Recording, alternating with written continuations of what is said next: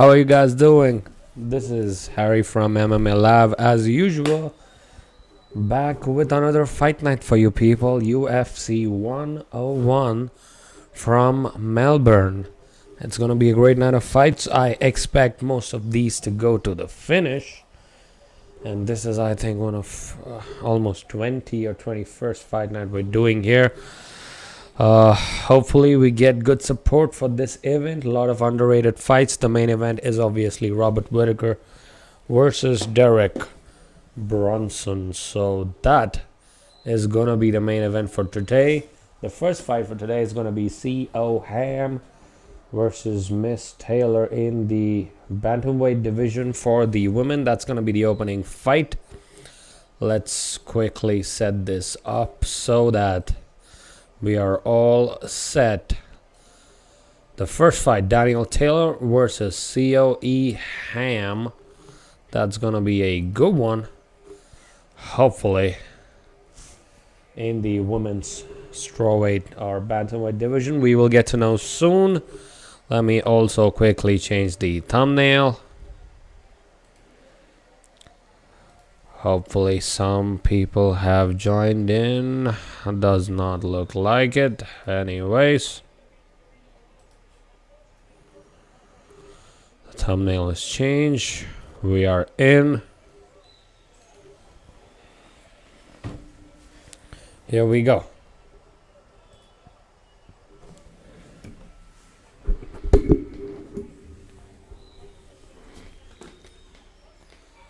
This should be a really interesting fight. As you can see, the setup is different, the angles are different. I do not know how to sit in this stupid chair. Hopefully adjust to this. Yeah, this should be good, but I don't know, it's kind of weirdish in terms of the location, but we will manage. Hopefully we get the subscribers. We hit 150 recently. Hopefully all the subscribers tune in for today. But we got Luke Rockhold pulling out of the event for this fight card, and UFC 206. The quick update is Daniel Cormier is also out of that particular fight against Rumble Johnson. So AKA coming into a lot of pressure due to the injury bug hitting them again and again. But we will focus on the main card, which is about to begin. Let me give you a quick update. What is up? JD's Hunting and Fishing is in the house. Thank you for joining in, JT. Quick update for you guys. A lot of decisions today. Actually, all of them have been decisions in the undercard. Yao Zikui, I picked wrongly against him. This other guy, Janelle Lauza, is the training partner for Manny Pacquiao. So he got the unanimous decision victory against Yao Zikui. Yao Zikui drops to 2 wins and 5 losses. Then we had Marlon Vera going up against Ning Guang Yu. Marlon Vera picking up the victory from Australia. Then we had a good fight, but a dominant performance by Jason Knight up against Dan Hooker, getting 4 takedowns in that particular fight and getting the unanimous decision. Then one of my favorite up-and-coming fighters, Ben Nguyen, outlanding Jean Herrera to a dominant unanimous decision victory in his fight. Then we had Richard Walls, probably the surprise of the night till now, getting defeated by Jonathan Meunier. Good striking overall by Meunier throughout the fight, getting the victory against the native of Australia, and the crowd did not like it. Then we had another decision, Damian Brown defeating John Tuck. Another surprise for me. Actually, I felt that John Tuck had done enough in the striking exchanges, had also got a knockdown. This fight, COE Ham, is about to begin versus Daniel Taylor in the strawweight division. COE Ham is 2 inches taller and has a 2-inch reach advantage. Then the marquee event for the prelims was Daniel Kelly versus Chris Camozzi, and surprise, surprise, motherfuckers, Daniel Kelly pulling out the victory against Chris Camozzi. Dominant performance from him against Chris. Great victory for Daniel Kelly. That'll push his stock up in the rankings. Are we ready for the main card yet? Not yet. Fight live on my channel, the panoramic. All right. Hopefully your channel does not get pulled out from YouTube or something. But anyways, Daniel Taylor, 115 pounds, a little shorter, 5 feet and 60-inch reach. COE Ham, 16 wins and 7 losses, weighing in at 115 pounds from Busan, South Korea. I am picking COE Ham for this victory. I just feel she is the better, well-rounded fighter, but anything can happen, as you know. The MMA mat does not stack up most of the time. The first fight in UFC Fight Night, Melbourne, Australia, is about to begin. Thank you for all the guys who have joined in. JD's Hunting and Fishing, thank you for joining in again. Long time subscriber. Shout out to JD's Hunting and Fishing. Do check out his channel, people. They open up. COE Ham taking the center with the red trunks. Daniel Taylor, though, keeping her left hand up. I just feel Daniel Taylor might go for a level change. This could be a really, really scrappy affair, ladies and gentlemen.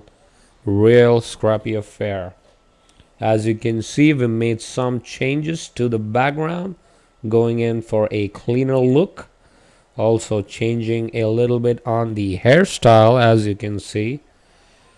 Trying to grow it a little longer. Daniel Taylor with the left hook, answered by COE Ham. That is a inadvertent eye poke. The referee recognizes it. Let us see if we can get a better look at this. Maybe while finishing the punch, the doctor's in. Don't tell me this fight is going to be stopped, is it? Oh, okay. So she tried to push her aside, and while pushing her aside, her finger kind of caught the eye of COE Ham inadvertently. So that is a inadvertent eye poke. They resume the action. The doctor says, okay.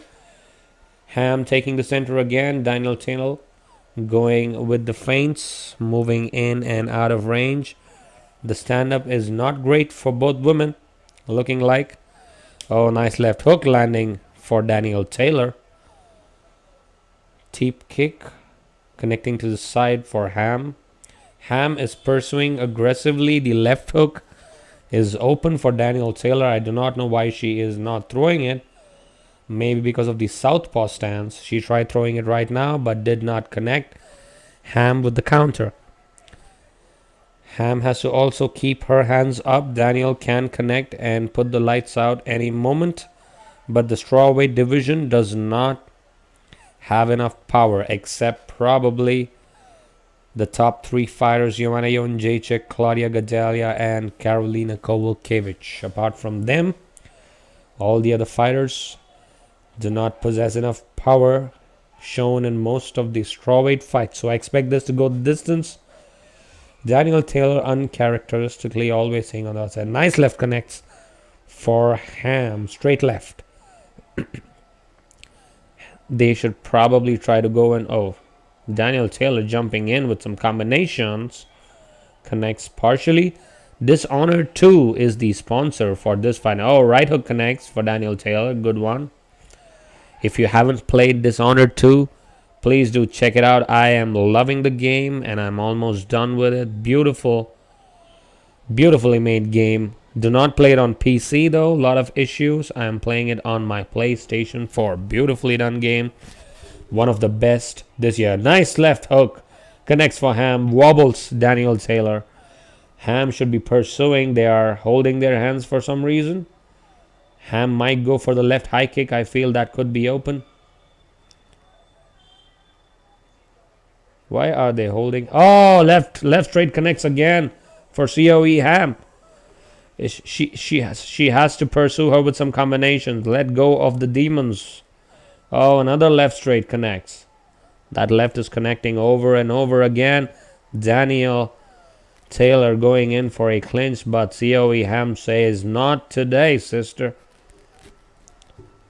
COE Ham perching again. Left straight connects, but Daniel answers. Daniel Taylor answering with a right hook.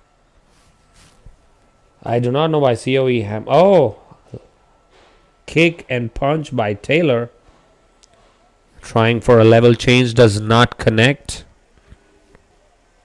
In case you're wondering where to watch these fights, let me quickly put that up for you guys.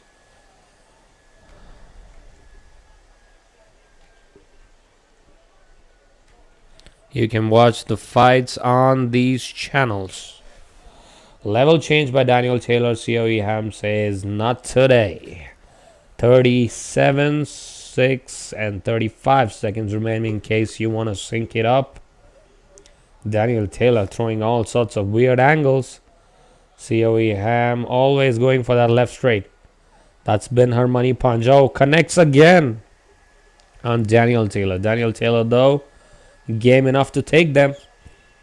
15 seconds remaining. Nice kick to the body by Daniel Taylor. Left hooks connecting again. But Daniel trying to answer with a left hook or an own. Round 1 comes to a close, and that should be a clear 10-9 round in favor of COE Ham. Different kind of a name for her.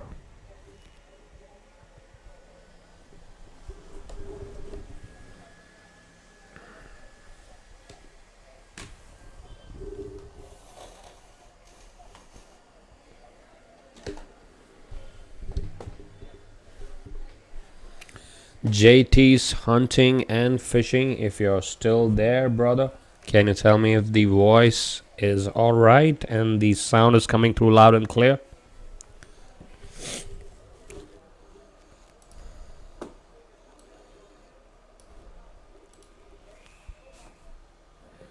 Round 2 about to begin. Daniel Taylor getting some good advice from her corner.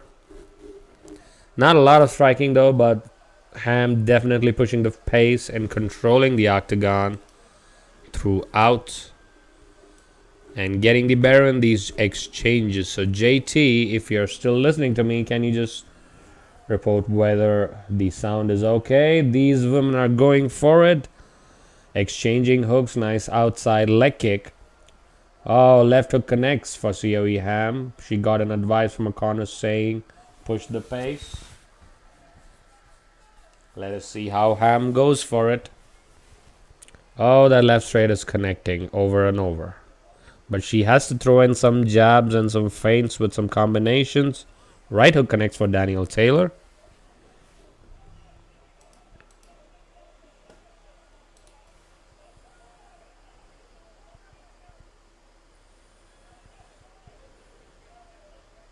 The reach has been a big problem for Danielle Taylor. Oh, nice combination by Danielle Taylor. Connecting with a 1-2 of her own. Ham, though, pushing the pace as usual. Danielle Taylor going in for a left hook. Oh, the right straight connects for Taylor. Maybe Ham getting impatient. Oh, 1-2 connecting for Taylor. Taylor with a comeback. In round 2, doing reasonably well. Ham, though, is only going for the left, and she is getting caught while she is open in these exchanges. Daniel Taylor getting a new lease of life.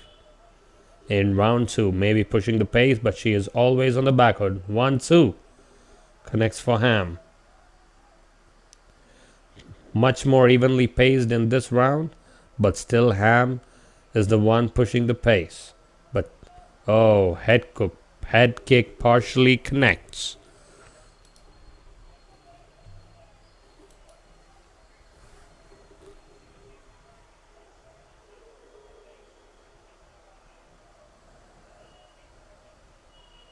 Oh, left straight connects on the jaw for Ham.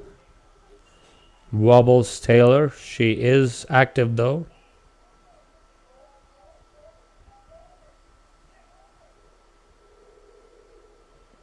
Nice jab connecting for Taylor again.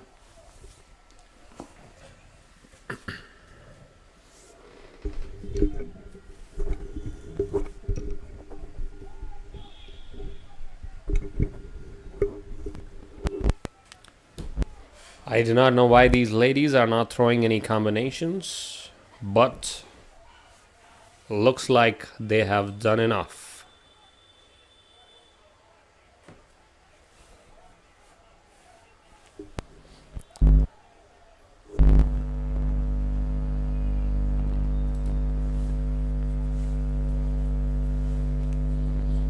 Ham again pursuing, but Daniel Taylor doing a better job of countering in this round.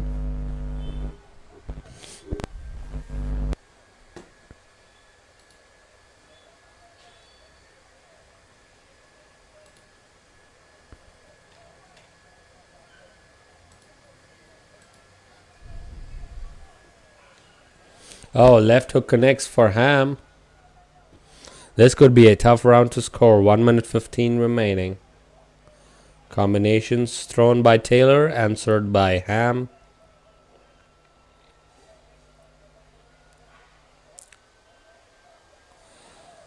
Explosive right hand connects for Taylor. Ham, though, keeping her composure.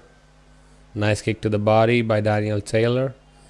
Pushing a significant pace in this round compared to the previous one.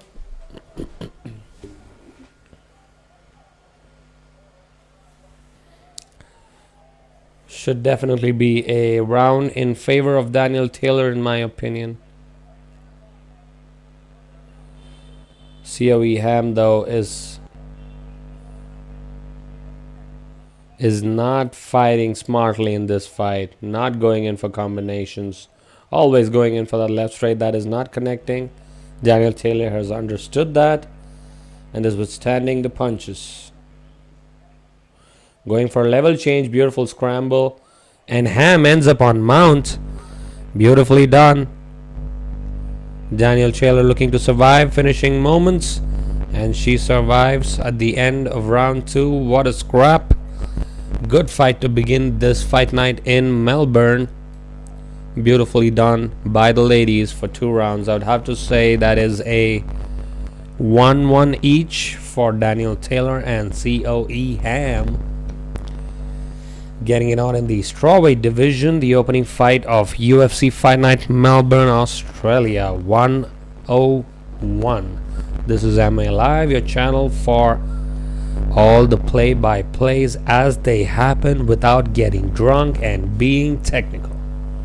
That is what we do on this channel. 150 subscribers hit. Show us some love, and we do this every fucking week, as Conor McGregor would say. Some of my favorite ring girls on this card from Melbourne, Australia. I don't know what is the name of this one, but a lot of good ones in this.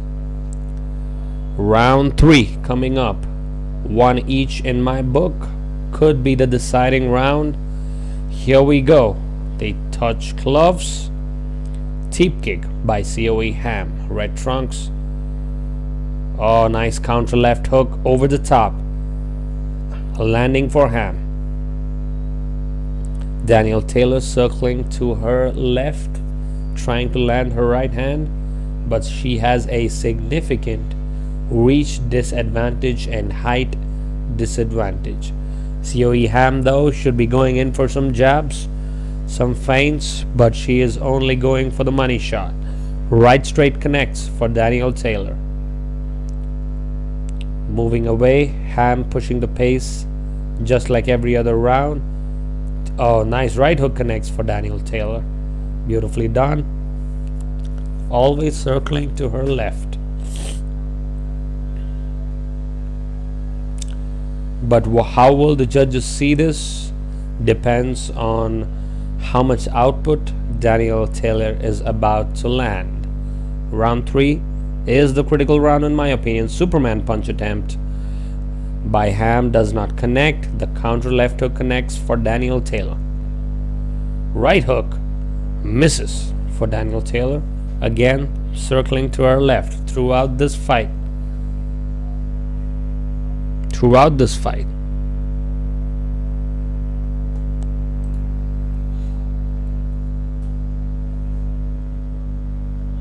Left straight, answered by Ham. Should be a reasonably good night of fights. We have Khalil Roundtree, the Ultimate Fighter finale of the latest one, with Joanna Jędrzejczyk and Claudia Gadelha, Ultimate Fighter 20, is fighting next against Mr. Pedro. That should be a good stand-up war, I feel. We also have Jake Mathews coming up, one of the up-and-coming prospects. Left, oh, nice right hook connects for Daniel Taylor. That one rocked Ham. Could be a really close fight to judge. Daniel Taylor, though, is lunging in with these punches. Could get caught with a counter left. Ham, though, has been totally one-sided in her approach, only pushing in and trying to land that left hand. There's a sense of urgency in both of their movements as we approach 2 minutes. Oh, overhead right connects for Daniel Taylor. Good punch, but not a lot of power possessed by both these women. In the strawweight division, again right straight connects for Daniel Taylor. Daniel Taylor, though, slowly bringing it back for herself in this main card opener for UFC 101 from Melbourne, Australia. Oh, head kick connects for Taylor, but shrugged off by Ham. Ham, though, is getting real impatient. Danielle is moving much better compared to the first round. Good teep kick attempt. Right hook lands for Daniel Taylor. Ham, though, not connecting a lot in this round. A lot of counter striking by Danielle. Can we get a finish with 1 minute remaining in the final round? Looking difficult. Clinching up and a beautiful trip, but Daniel Taylor is back up.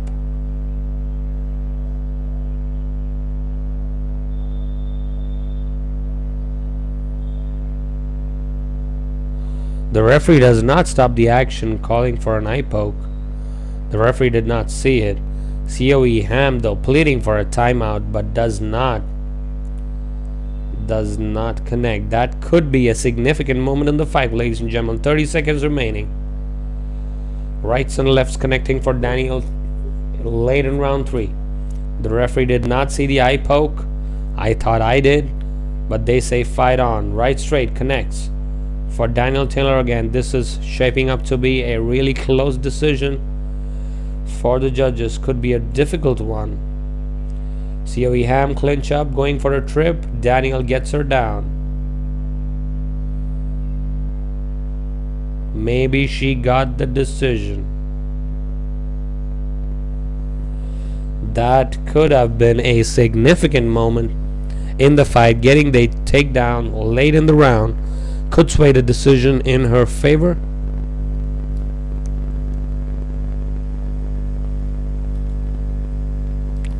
Good fight, though. Real good fight.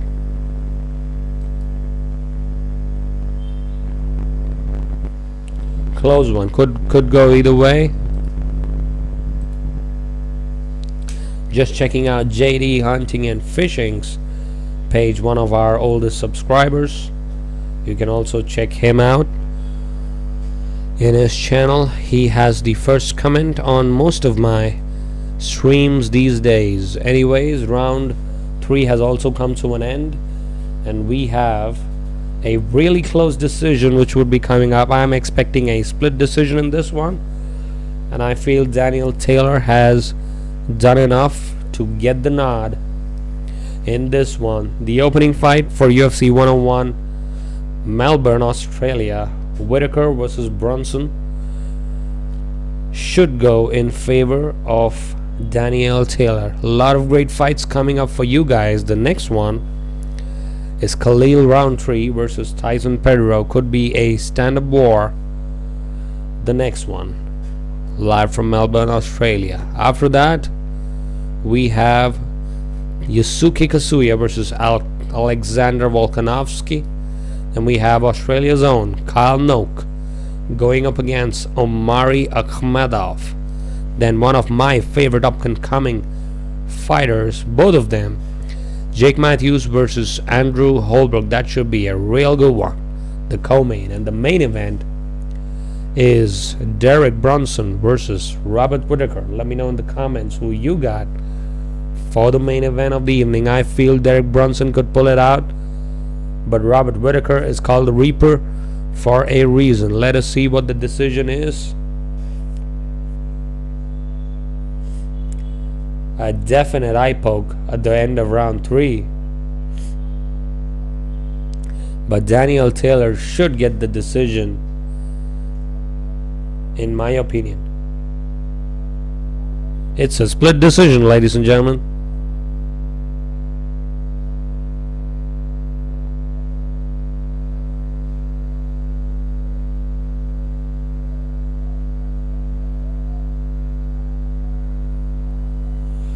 Daniel Taylor getting the split decision victory against COE Ham. Closely contested match, but she does enough.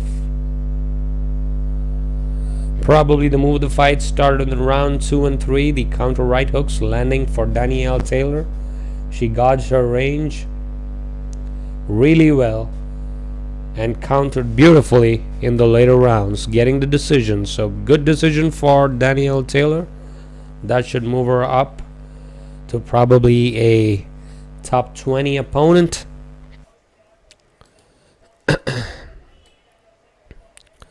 Loud noises buzzing. Okay. All right, let me see. Let me see what the noise is. Thank you, Wade Bloodgood, for joining in.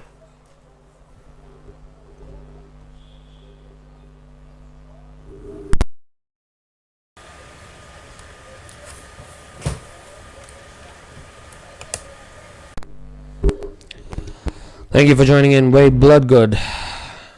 Hopefully the sound is better right now. Can you let me know? Oh, now I understand where the noise is coming from. 1 second.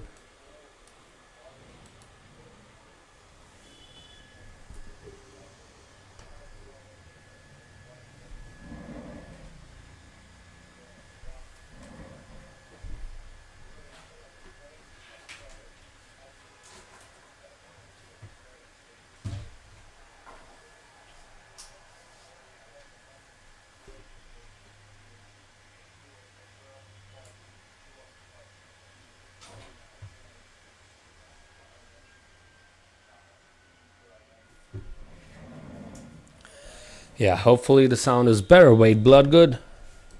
This should probably be enough, I guess. Let me know in the comments.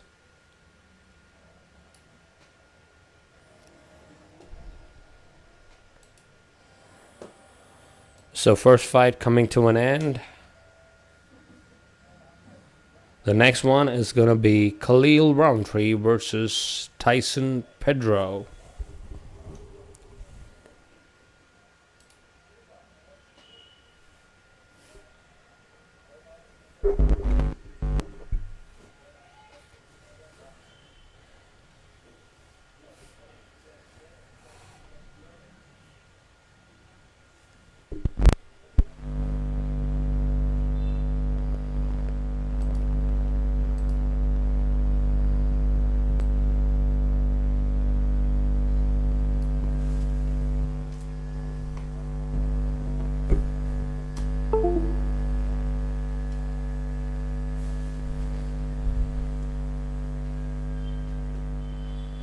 Hopefully this solves the noise issue.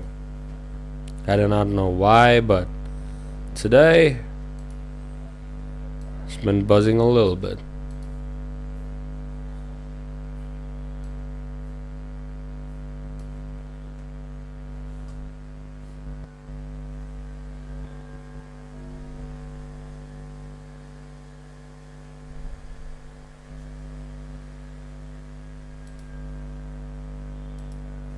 Let me hear it. Let me hear what's the issue here.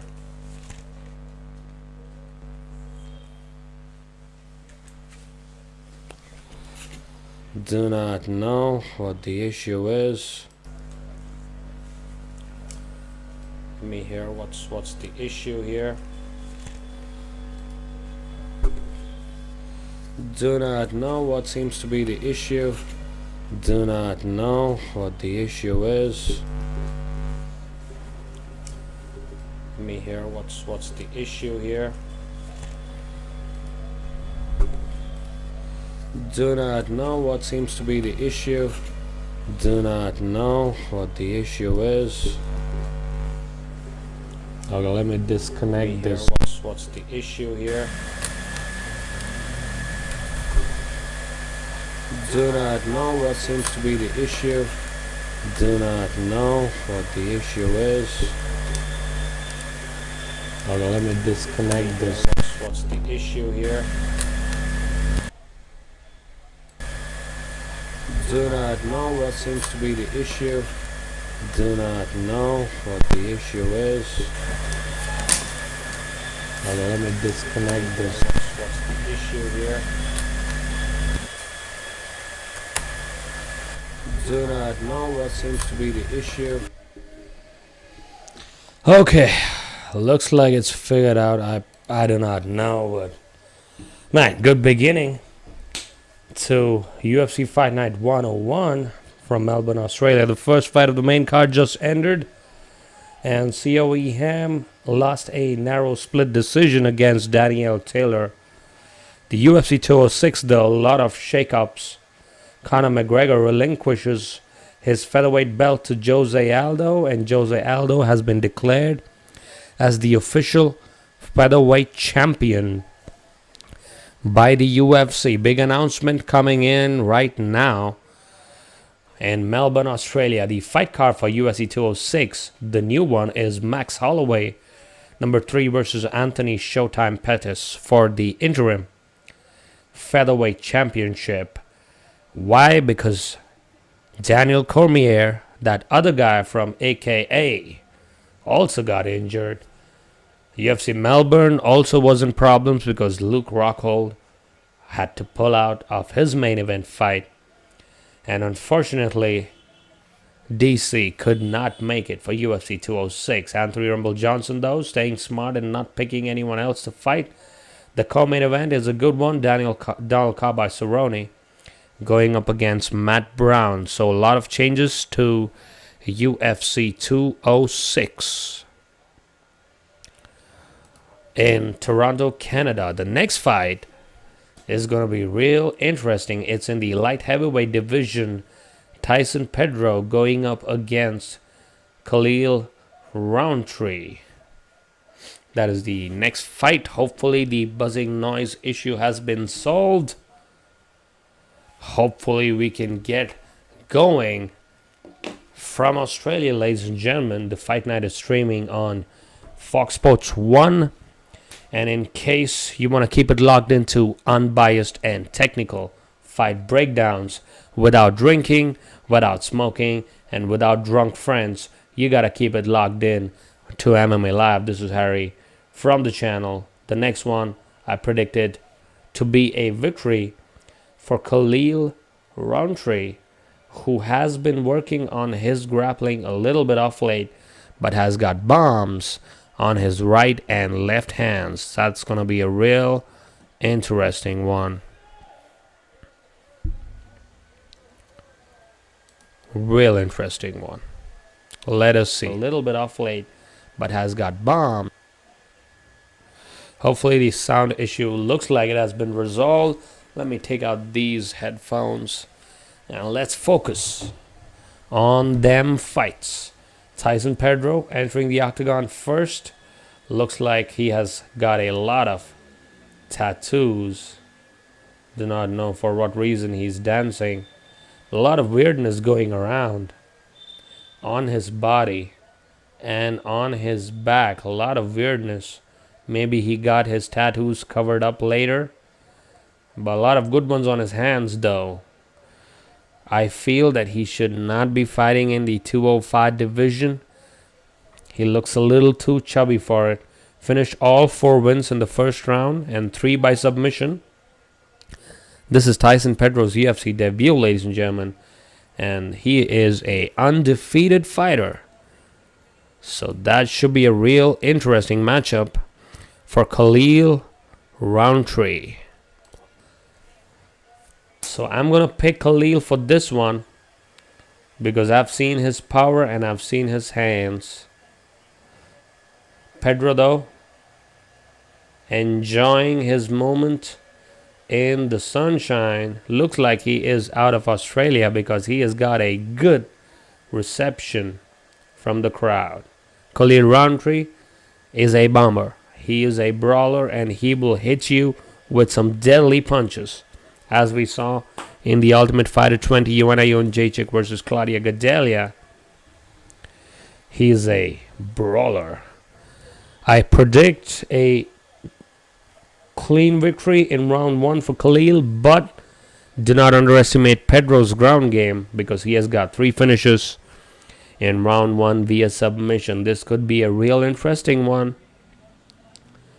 for these guys in the light heavyweight division. A good victory could clearly put these guys on the path to facing a top 15 opponent in their next fight. Khalil looks he is recovered from the weight cut. Always been a big dude. And maybe could do well in the future in the UFC light heavyweight division. Thank you all for joining into the stream. In case you're wondering where to watch these fights, I have updated them in the comment section. Those are the channels where you can watch these fights on. 3 first round finishes for Khalil, 3 wins by knockout. He was a light heavyweight finalist on Tough 23. Even though he got defeated in his first fight there. So real interesting matchup. This one may be a grappler versus stand-up artist. Let us see how it goes. The tail of the tape is about to be revealed. Looks like Pedro should be the taller fighter here. Pedro is 6'3", Khalil is 6'1". Pedro has a significant reach advantage at 79 inches. Khalil is 26 years. And fighting out of Australia, Tyson Pedro is just 25. Real interesting tail of the tape there. May go either way after seeing that tail of the tape, because Khalil has not known to be good with tall and rangy fighters. His MMA record is 4 wins and no losses. He fights out of New South Wales, Sydney, Australia, weighing in at 205 pounds. Tyson Pedro. Great ovation. Great ovation for the hometown kid from from Sydney, Australia. Wade Bloodgood. Hopefully the nice issue has been resolved. JD's hunting and fishing. Hopefully you are also joining in. 5 victories and 1 loss in his professional career for Khalil Roundtree. I do not expect this fight to go the distance. Herb Dean is the referee. Some of the best ring curls on planet Earth are doing the work for this UFC Fight Night 101. Are we going to see a stand-up war? Southpaw stance for Khalil. Tyson Pedro, though, orthodox, rangy, going in for those oblique kicks, a.k.a. John Jones. But Khalil can close the distance in a hurry. All 4 victories by finish for Tyson. So you have to be careful with his finishing ability. Those oblique kicks, spinning back kick, does not connect fully for Tyson Pedro. The crowd is behind Pedro, but Khalil is nonchalant about it. Those oblique kicks, though, he cannot keep taking them. The hyperextension of the knee would slow you down. Khalil has always been... Oh, the left hook connects for Khalil. Left straight. My goodness. But Tyson recovers. Beautiful trip takedown by Tyson. Khalil cannot. Oh my goodness. Beautiful grappling by Tyson Pedro. Khalil trying to recover. Beautiful recovery by Tyson Pedro, and amazing tattoos on his leg, man. A lot of detailing. This has not been a good place for Khalil. Always the clinch and the stand and the wrestling exchanges have never been good for Khalil Roundtree. That left straight, though, man, it landed. Pedro, though, good recovery. Very awkward position for Khalil. He has to start pushing his hips up. Yes, exactly. Recovering to a standing position. Maybe going in for a trip takedown, Tyson Pedro, but does not have the position there. Beautifully recovered by Tyson Pedro, though. Over-under clinch. Decent defense by Khalil. Head pressure by Tyson Pedro. Can drop in for a single, but does not intend to. They intend to continue fighting in the clinch. Maybe Tyson is recovering from the bomb which Khalil just landed beautifully on his chin. Man, Khalil has known to gas also in the later rounds, so that is something to pay attention to. Oh, beautiful trip takedown from the clinch by Tyson Pedro. Could move into mount. The guard of Khalil has not been known to be good. Maybe going in for a arm triangle choke. Khalil has to be careful. Head and arm choke also possible. Darce could be a possibility, but not from this position. Khalil, though, trying to defend. Ground game of Pedro looks to be superior to Khalil's as of now. 2 minutes remaining in the first round of the second fight of UFC Fight Night 101. Whittaker versus Brunson. Khalil, though, has done decently good. Recovers guard. Sort of a modified half guard. Khalil has to push Pedro away. Trying to stack up the guard and going in for a mount. Beautifully done. No, do not give up your back, Khalil. That is not good for you. This position is not good for Khalil. Maybe going in for a choke. Has to defend. Oh no, this is not what Khalil is looking for. One hook is in, but not in position.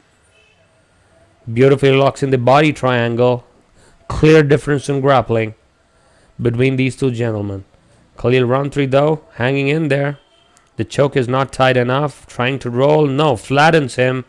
Not good for Khalil. Oh, this is all over, people. Tyson Pedro. Wow. Pulling it out of nowhere. Beautiful. Beautiful RNC, man. Man. Tyson Pedro surviving the knockdown and getting the rear naked choke. Beautiful pop by the Australian crowd for the native of Australia. Tyson Pedro improving to 5 victories and no loss, staying undefeated. That left, though, dropped him. Man, the jiu-jitsu work of Pedro was amazing. And the way he took his back, flattened him out.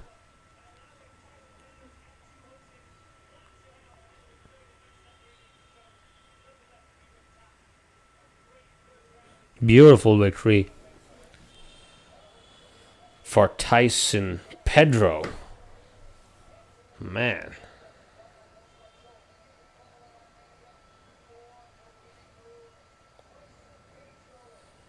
Good surprise, man, from Tyson Pedro. As I said, Khalil is not known to be good in the grappling exchanges, and that was exposed by an up-and-coming fighter in the UFC. Bright future ahead for Tyson Pedro. If he can save his chin, he should go a long way in his journey. Wow. First finish of the night, though, ladies and gentlemen. That shows you how lengthy this fight night has been. The undercard have all been decisions. Until now, the only finish has been in this fight.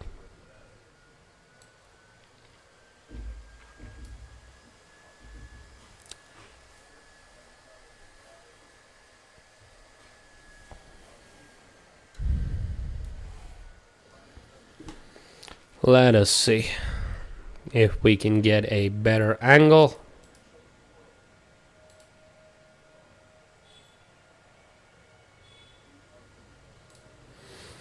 Let's see what the next fight is. Oh, this one's gonna be good. Yusuke Kasuya versus Alexander Volkanovski, man. That's gonna be a real tight one. A lot of people do not know both of these fighters, but I've been following their record. Check their Wikipedia profiles, ladies and gentlemen. Volkanovski is no joke. Hits hard.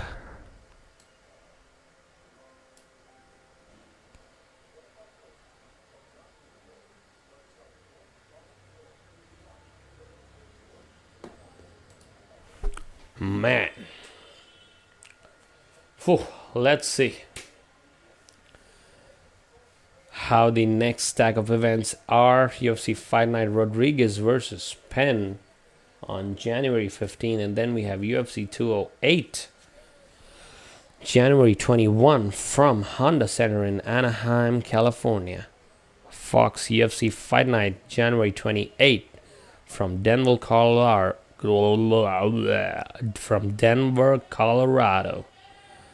On Jan 28.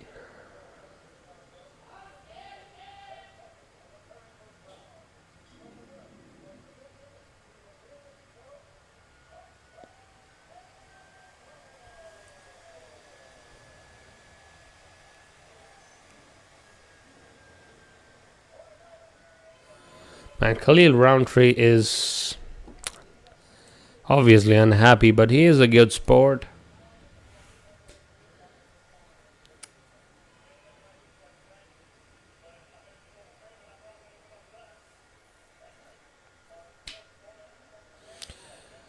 All 5 wins by first round, 4 by submission, and 1 by knockout for Tyson Pedro. Looks like a bright future for this gentleman in the UFC. Beautifully done and a great finish. Infantilito, thank you for joining in. Missed your last couple of broadcasts, but glad you're still here, bro. Absolutely. I ain't going nowhere. Just like Conor McGregor. But hey, thank you for all the love and support from you guys. And we have officially hit 150 subscribers. Thank you for all the love, ladies and gentlemen. UFC Fight Night 101, though, shaping up to be a good one with Tyson Pedro recovering from a first-round knockdown and doing a rear naked choke on Khalil Roundtree. The crowd is going berserk for their hometown guy. But the next one, though, ladies and gentlemen, don't blink. Yusuke Kasuya going up against Alexander Volkanovski. It's going to be a tight matchup, but I'm picking Volkanovski to get the finish early in the first or second round.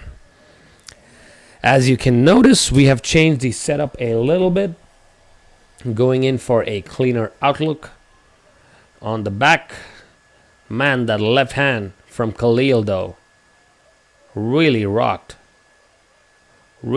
Tyson Pedro, but recovered, took the trip takedown, moved into mount, got the reversal, turned in, flattened the mount, and got the beautiful rear naked choke.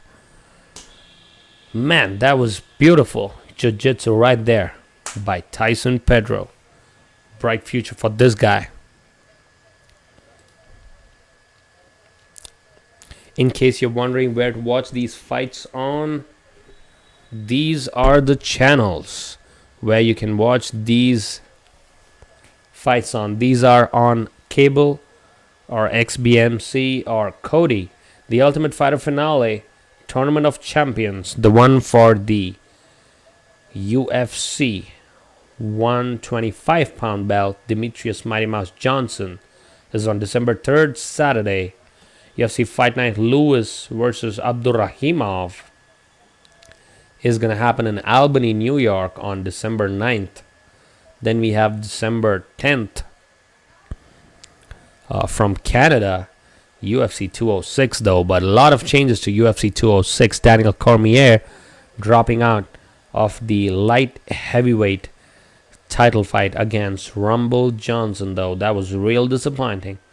But that has not affected the event, and they are planning to go ahead with Anthony Showtime Pettis going up against Max Holloway for the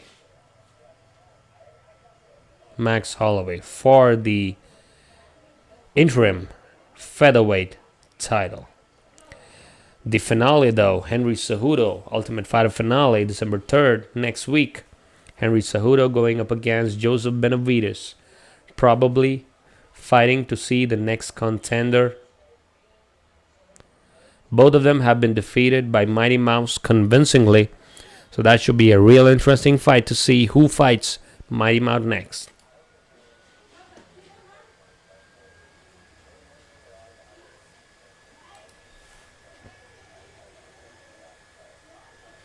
Not a lot of animosity.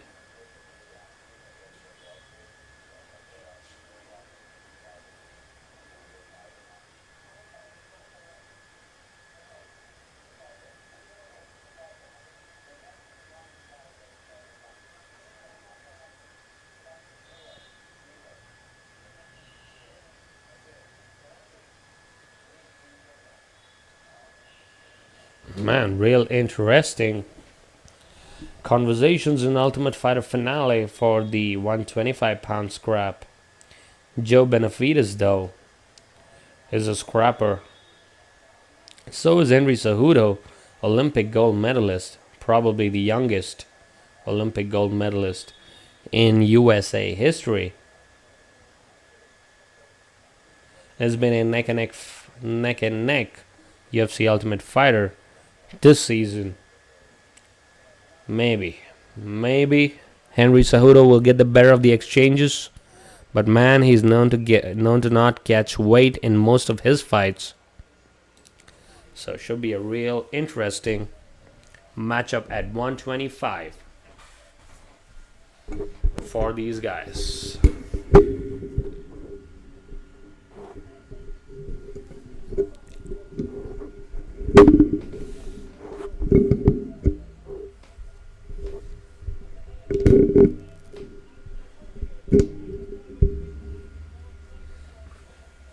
Joe Benavidez is ranked number 1 and Henry Cejudo is ranked number 2 in the rankings for the 125-pound division. But the next one's going to be real interesting. Yusuke Kasuya versus Alexander Volkanovski, the third fight of UFC Fight Night 101. Let me hear whether the voice is coming out loud and clear. Let me know in the comments if that is the case. Yusuke Kasuya versus Alexander Volkanovski, the third fight of UFC Fight Night 101. Looks like everything is a-okay. Thank you all for joining into the stream.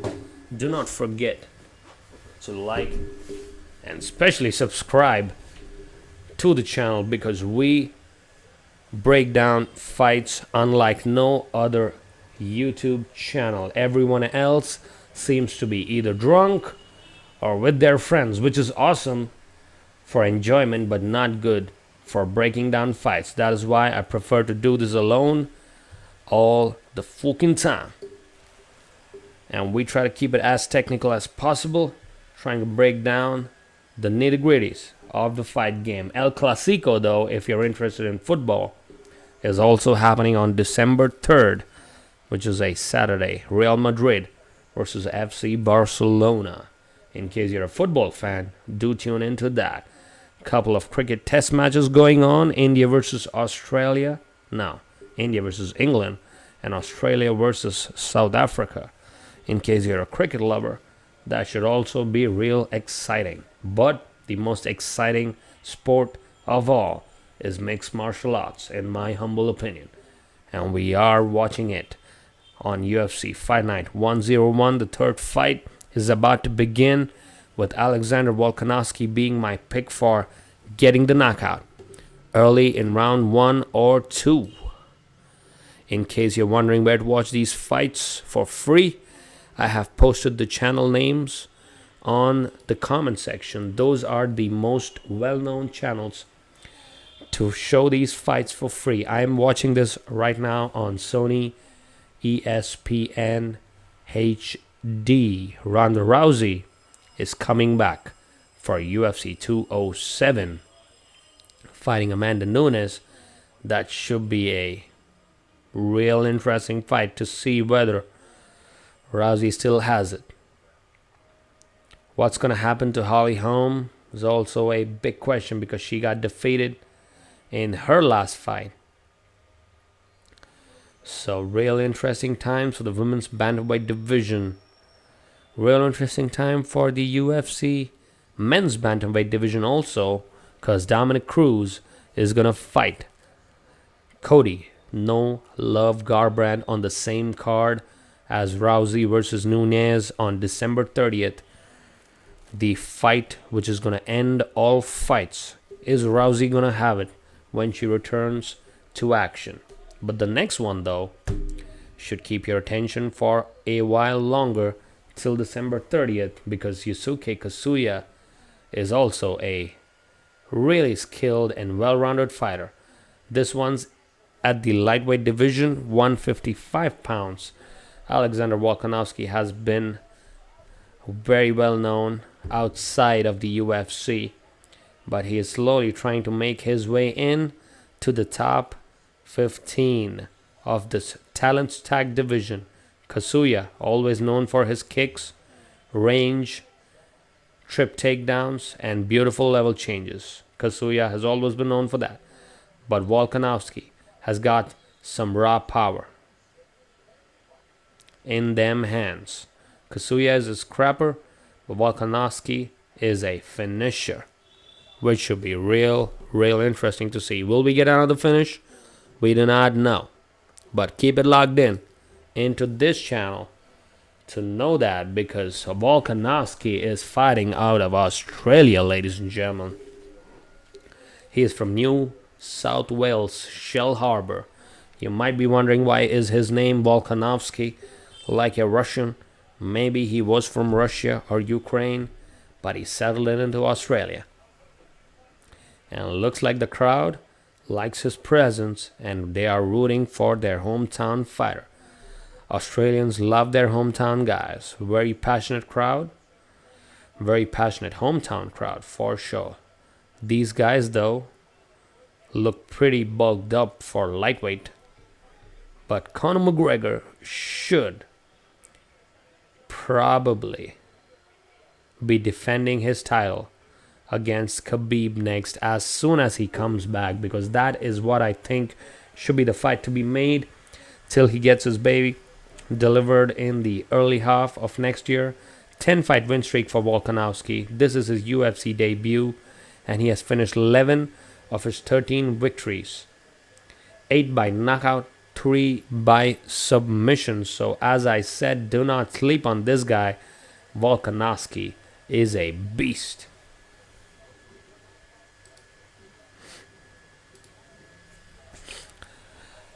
Man, the octagon has been all sorts of bloodied up due to the long and drawn out fights earlier in the evening. Yusuke Kasuya has been known to be a scrapper, but I expect a finish in this one. He fights as expected out of Kanagawa, Japan. Has got a variety of finishes in his mixed martial arts career. Let us see what his record is, as he is about to enter the octagon.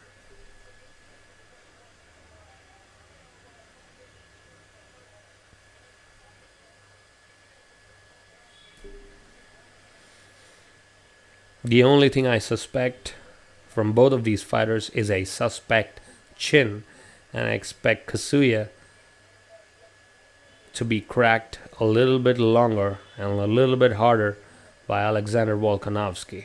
The crowd is also behind him, so it's going to be a tough fight for Yusuke Kasuya. Can he pull it out? We will find out in the next 10 minutes.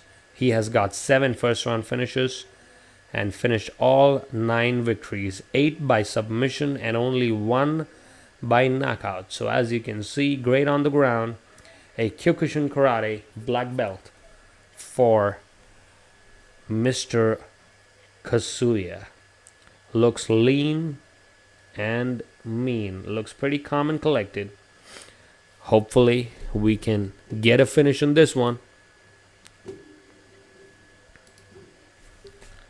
UFC Fight Night 101, the third fight, is all ready to begin.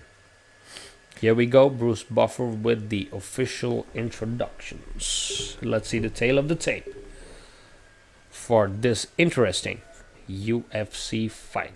Kasuya is 27, Volkanovski is 28.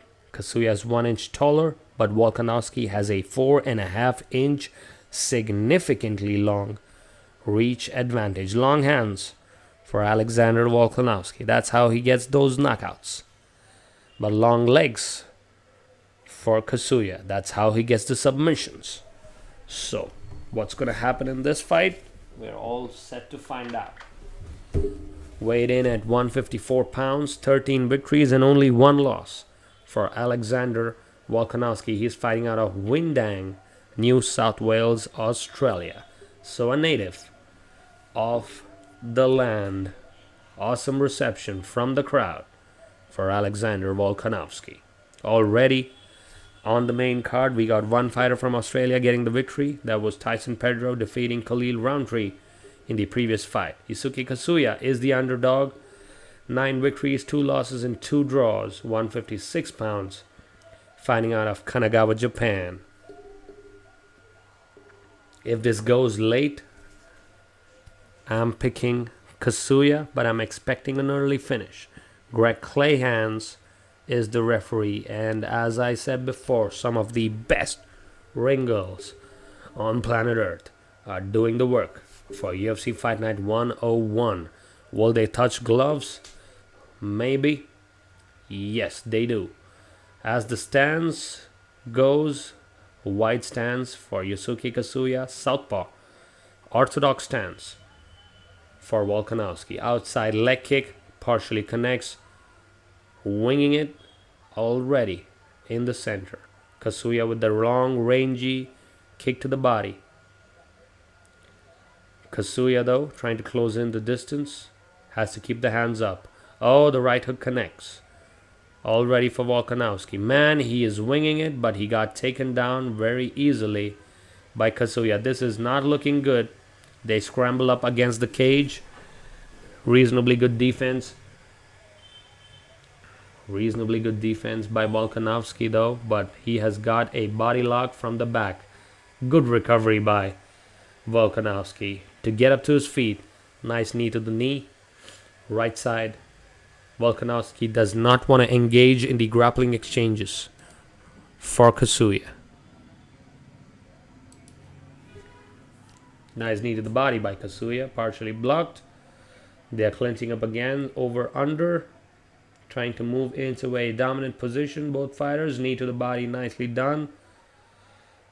Beautiful trip attempt by Kasuya, but reversed. Nice knee again by Volkanovski. Man, that one thudded in.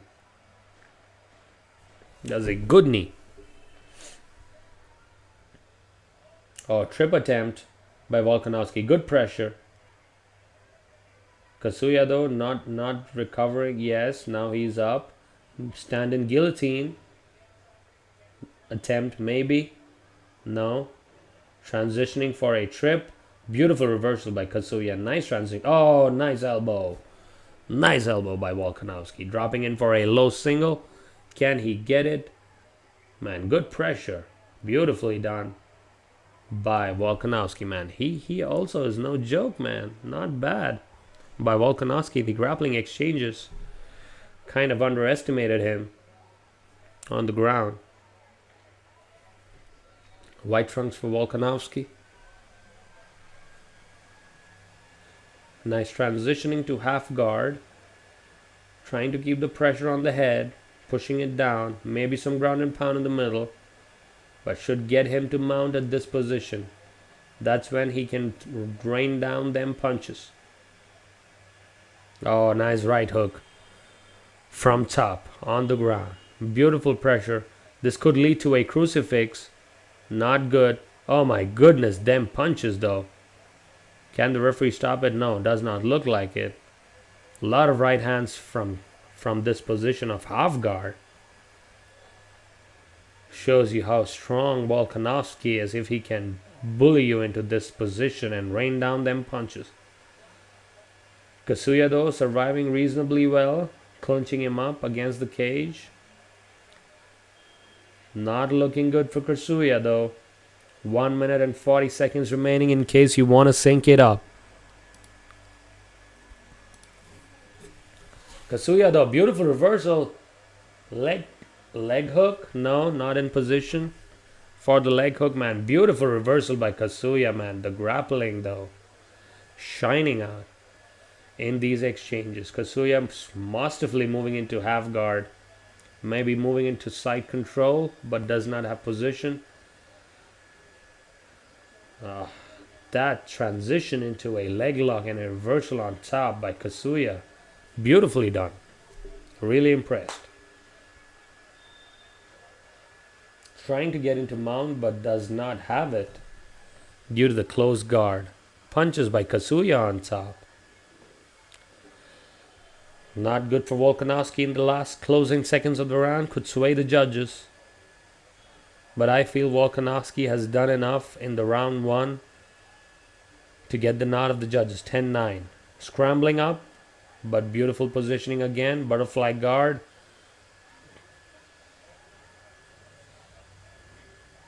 He should push his hips away and try to scramble up. That is what Volkanovski should do from this position.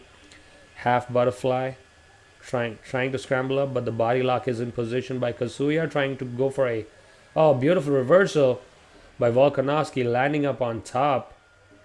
Not exactly, but landing up on the side. Oh, punches to the head. Not good for Kasuya. Oh, beautiful finish to the round. Beautifully done. Ground and pound should do it enough to get that round for Alexander Volkanovski. Nicely finished. In case you like the breakdown which I'm doing, do not forget to hit that subscribe button to join in every week for all UFC fight nights and pay-per-view events, and also fights from Ryzen Fighting Championship as they happen. So do hit the subscribe button whenever you can.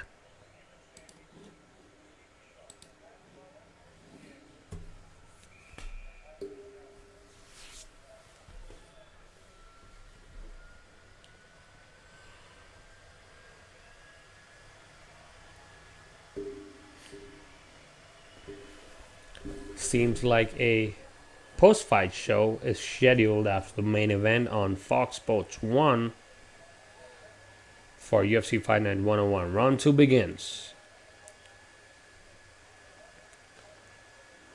Volkanovski again taking the center. Beautiful inside leg kick. Oh, left hook connects for Kasuya. That one, oh, beautiful level change into a low double, transitioning into a stacked guard for Alexander Volkanovski. Not a good position for Kasuya. Oh, not looking good though. Ground and pound landing again for Alexander Volkanovski.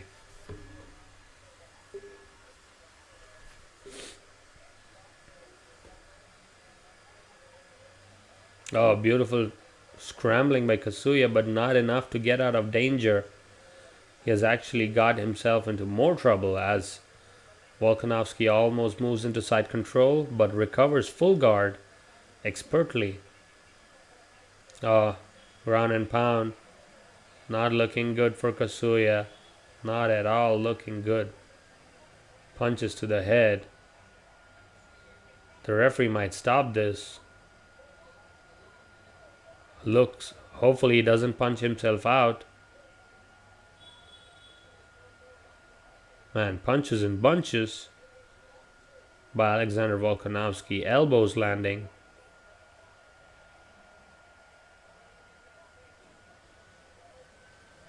Hopefully he doesn't gas himself out. He has to be masterful. Kasuya, though, still hanging in, going for that same leg lock. Man, that leg is hyperextended. Oh, the punches. Oh, not doing good for Kasuya. This could be stopped. It is all over. It is all over, ladies and gentlemen. Alexander Volkanovski punching Kasuya repeatedly in the face again and again to get the victory. Another beautiful finish to the fight.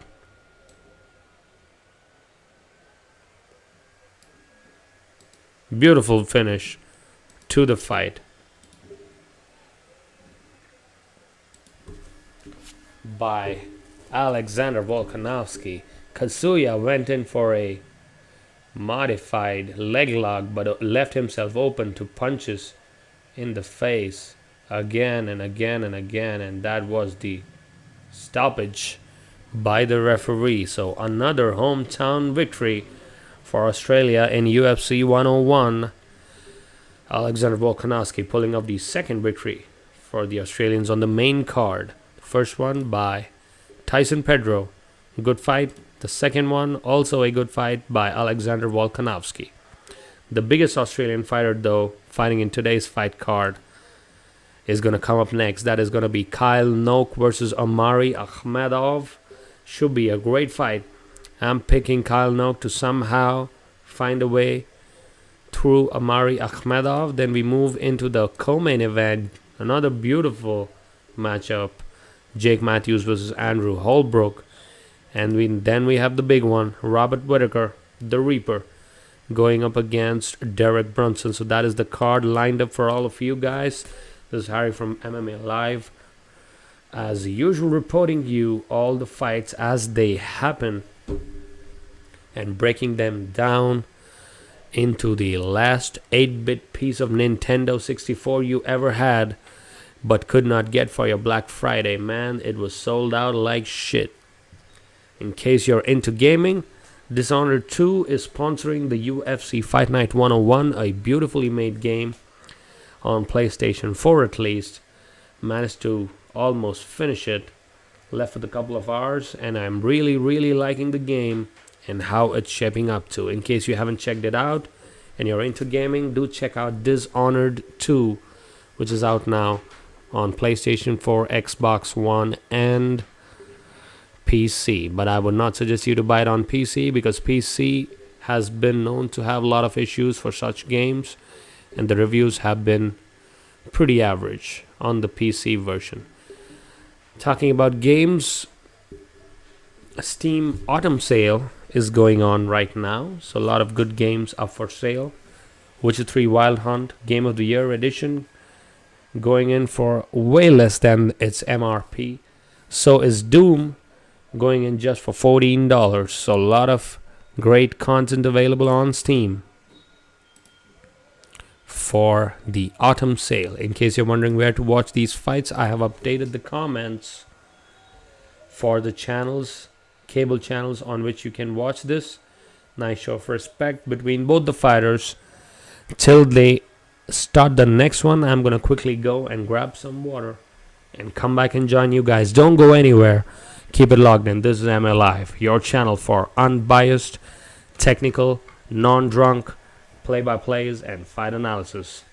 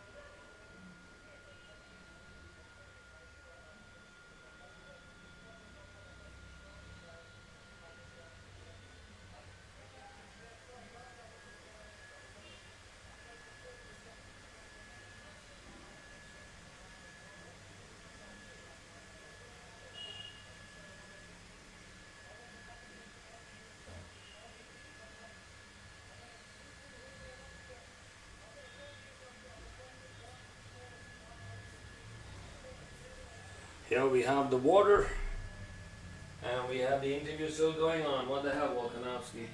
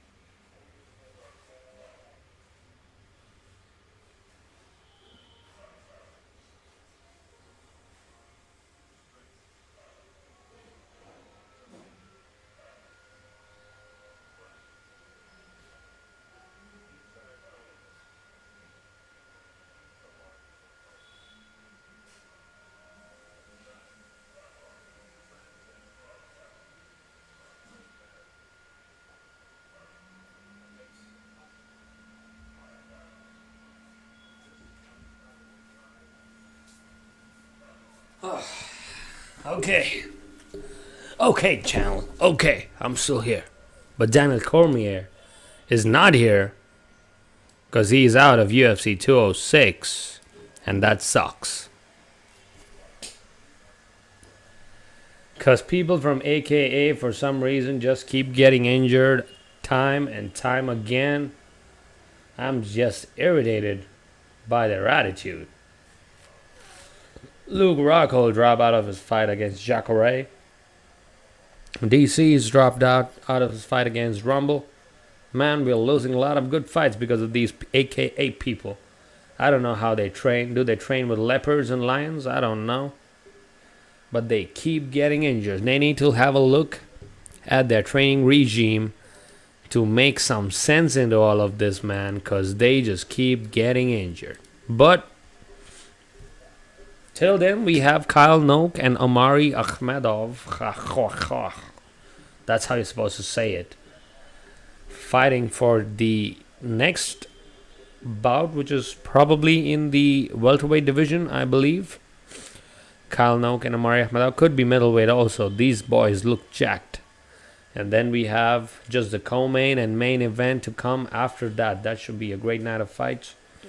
For you from Sydney? No, this is from Melbourne, Australia. UFC 101. Coming in live from MMA Live. We break it down as it should be.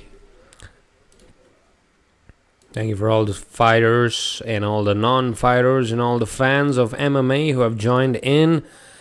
As I said, we had hit 150 subscribers just today, but due to some reason, somebody just unsubscribed as soon as I said it, which was really disappointing because I thought, man, baby, we made it. Bring on the red panty nights. I just thought that, but unfortunately, somebody unsubscribed and made me sad And we are back to 149. What the hell, man? In case you're hanging around and watching the fights broken down and you like it, do not forget to subscribe to the channel. That is how you show your love and affection to the channel, and we keep doing it in spite of having so many difficulties in our shitty lives to broadcast this all the fucking time. I have not missed a fight night, I don't know, from UFC Fight Night 91. I remember that was my, no, 88. That was my first ever broadcast on YouTube, which was Cody Garbrandt against Thomas Almeida. I was so pumped for that fight. But then Cody Garbrandt knocked out Thomas Almeida, and I was not pumped for that fight. But man, no love shows no love to anyone. And he's fighting for the title on December 30th against Dominic Cruz. And Amanda Nunes versus Ronda Rousey, getting a new promo. The judo and the armbarring technique of Ronda Rousey is second to none, but is he mentally tough enough to go up against a killer like Amanda Nunes, who just brings it in the round 1 and 2, man? She's a beast. Beautiful stand-up. The way she dismantled Miesha Tate, man, that was amazing in UFC 200. So, great night of fights lined up for UFC 207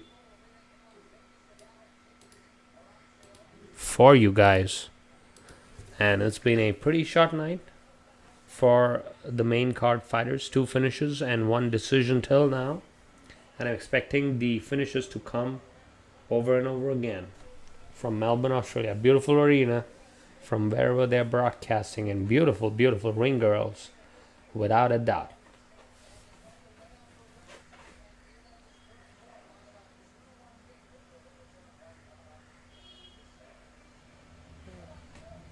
The welterweight division gets another fight from Kyle Noke, who's fighting out of Sydney, Australia. Another native. He should probably get the biggest pop today. He's going up against Omari Akhmedov. Kyle Noke has been winning off late.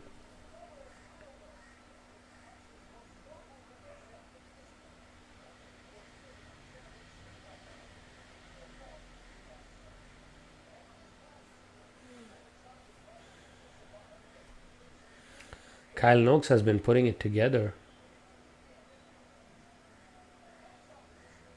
off late. But so is Omari Akhmedov. He's also been putting together great wrestling and beautiful brawling technique. Always pushing the pace is Omari Akhmedov. But I feel Kyle Noak is just too much for Omari Akhmedov. Kyle Noak going back to the bearded look for November. No shave November, I guess. Akhmedov fights out of Dagestan, Russia. The same bunch of people who are also known to devastate and fight bears, similar to Khabib Nurmagomedov. Omari Akhmedov is also from the same region, Dagestan, Russia.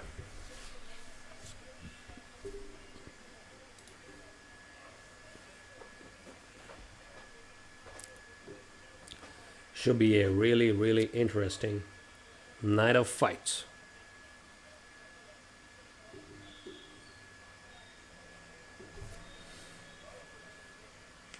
11 first-round finishes, finished 12 out of 15. 7 by knockout, 5 by submission. International Master of Sport in Combat Sambo, similar to Fedor Emelianenko.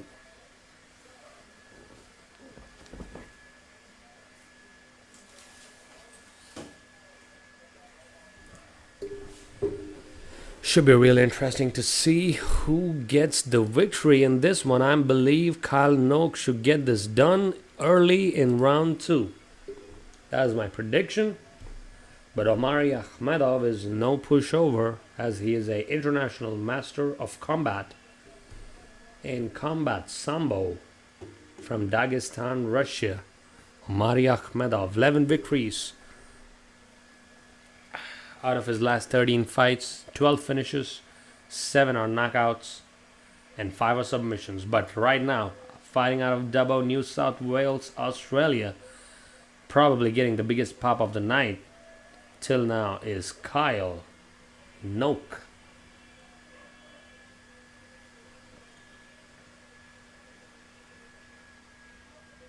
Growing in the beard.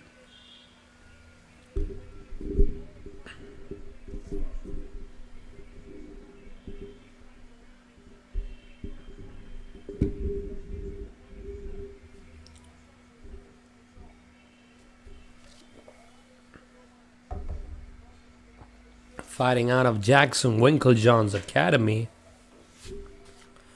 in Albuquerque, New Mexico.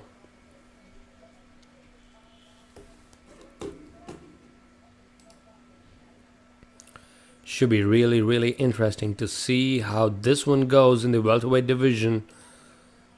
9 wins by knockout, 7 by submission, 8 first round finishes, and has also been a welterweight finalist on Tough 11. The Ultimate Fighter Season 11. Kyle Noke, fighting out of Australia, getting a good reception. Let me quickly check the audio. Till then, hopefully everything is going smooth. 11. The Ultimate Fighter Season 11. Kyle Noke, fighting out of Australia, getting a good reception. So, we have the fighters ready. Let's have a look at the tail of the tape.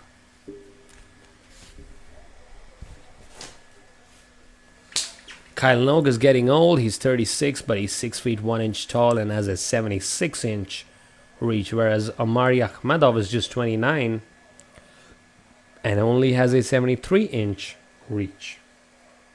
So Noke should keep this outside, get the jabs going, get the left and rights going, maybe some outside leg kicks.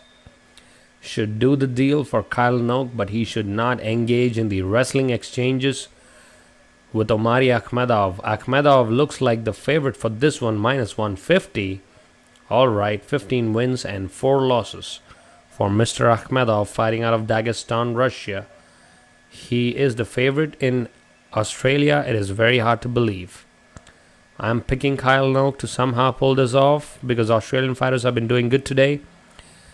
Noke has been a plus 120 underdog for this one, fighting out of Albuquerque, New Mexico, by way of Sydney, Australia.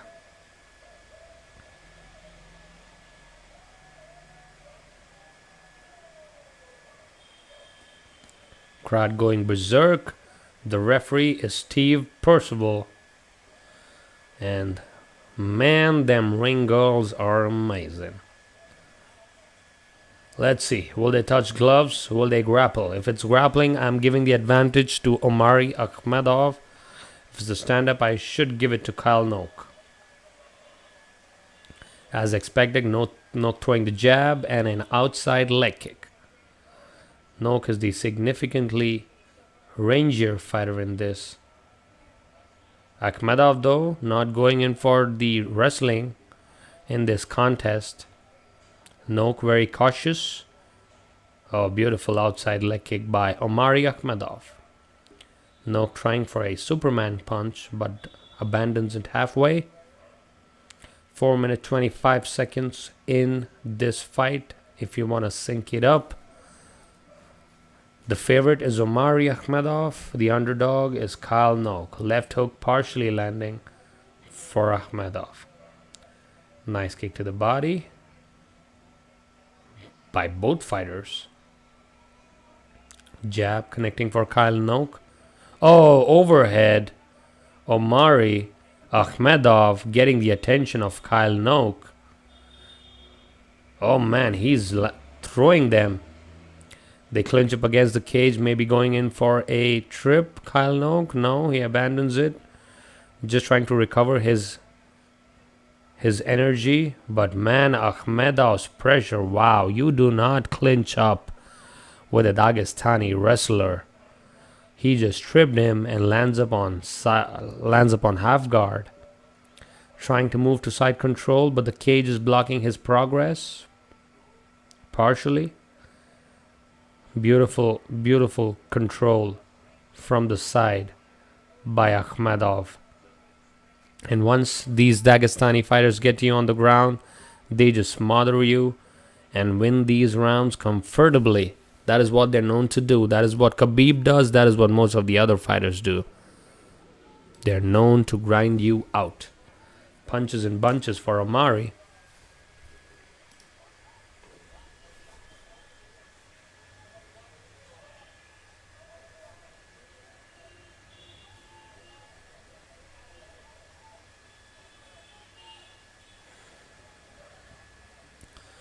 Beautiful transitioning by Noke into guard, recovers it, but that is not going to be enough against the pressure of a fighter like Omari Akhmedov.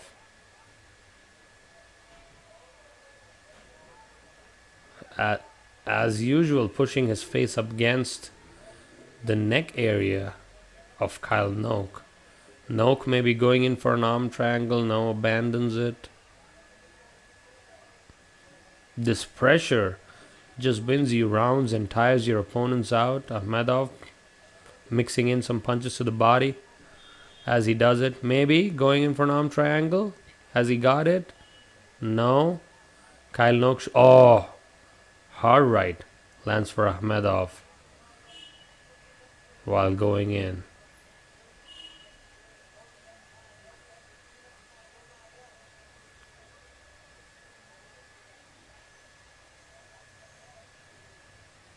Kyle Noke still surviving though. Going for an arm triangle. Maybe gets it. No. Akhmedov again escaping. Landing in guard again. Noke is going for the arm triangle over and over again. But he has to tighten the grip in order to get something going. But Akhmedov though beautifully keeping the pressure on. Throwing in some punches to the body and head. And beautifully winning the round comfortably against Kyle Noke. That's what these Dagestanian guys do, as I said. They're known to do this.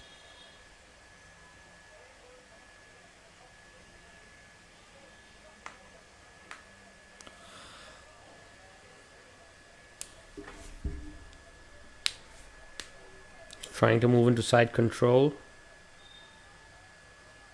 Man, Kyle Noke is bloodied up. Maybe some cut due to the elbows. That does not look like a good cut. That is on the eye. The right eye, man. That elbow dug in, I guess. The referee might stop it late in the round. Kyle Noke looking to survive. 15 seconds. 10 seconds. The doctor might need to check the eye though, because it is bleeding profusely. And Kyle Noke is in survival mode. And he survives the first round. Man, he is busted up from that right eye. No, it's the left eye, sorry. So clear one round in the books for Akhmedov. Kyle Noke does not win that one. And looks like the doctor might check this. That is a profuse cut right under the eye. Just under the eye. That eye is swelling up fast. That eye is swelling up real fast.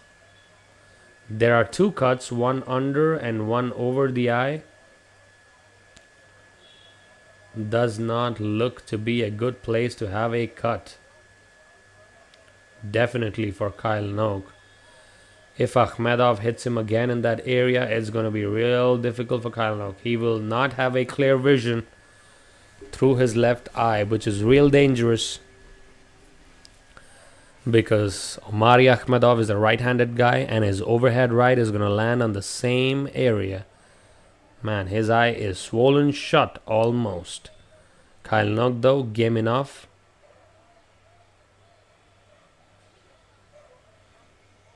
Going in for a leg kick, does not land. Akhmedov finding his range slowly from the outside. This could be a long night for Kyle Noke.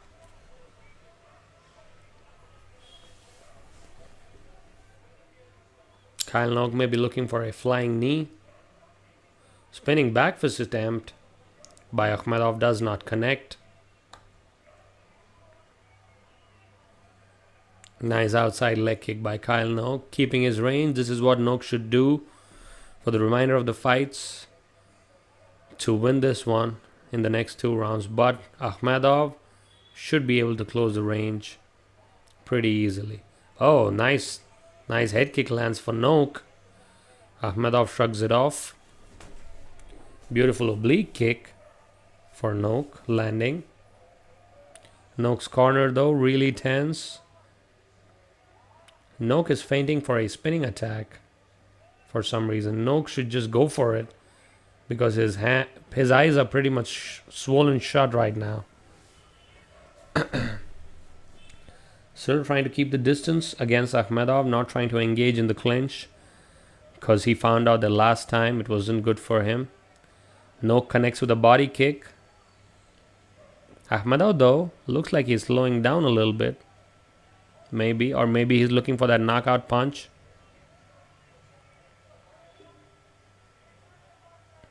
Akhmedov should throw a jab and then come on top. Closing in the distance, going in for a double. Beautiful transitioning. Man, that power of Akhmedov just smothered him into the ground through a beautiful modified double leg takedown.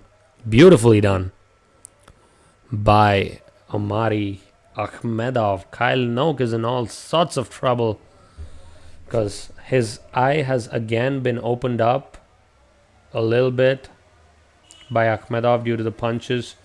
And these Dagestanian fighters, man, from Russia, they just know how to grind you all the time. You just cannot do anything for this. Maybe going in for an arm triangle, abandons it. Kyle Noke. He is focusing on that cut. Akhmedov, masterful focus, and looks like it has been opened up partially again. Noke again going in for those arm triangles, but abandons it in the middle always because his positioning is off.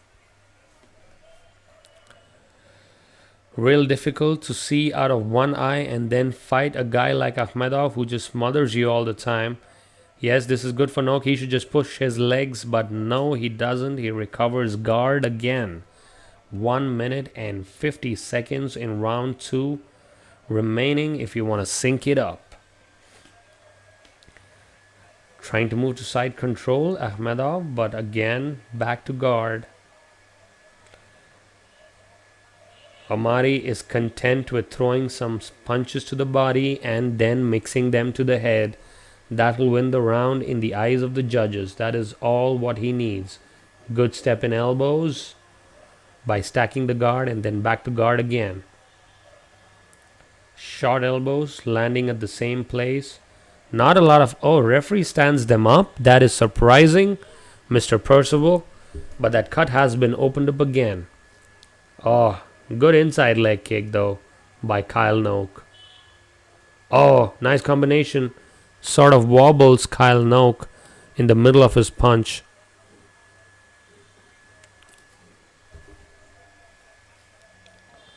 Akhmedov should throw a jab and then come on top. Throw a couple of jabs and maybe to the top. Oh, beautiful front kick does not connect for Kyle Noke. Oh, beautiful right hand connects for Omari. That one landed. Kyle Noke though game enough to get it. 30 seconds remaining. Nice, beautiful outside leg kick by Kyle Noke. Game for a 36-year-old guy in the welterweight division. But Omari is showing why he is the favorite. Oh, beautiful outside leg kick again. That one landed hard for Kyle Noke. And the round comes to an end. And that should also be another round in the books in favor of Omari Akhmedov. But is he going to tire in round 3? That's probably the biggest question to be answered.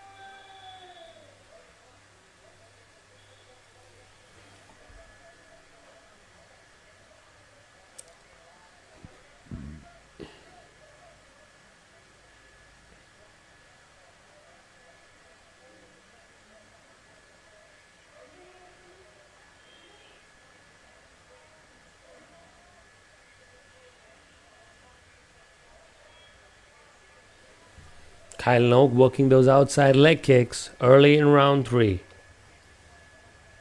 That cut has again been sealed up. Good work by the cutmen. But Omari Akhmedov looks like he is preserving his gas tank for a final push. Beautiful outside leg kick again by Kyle Noke. Oh, beautiful leg kick answered by Akhmedov. Catches Noke off guard.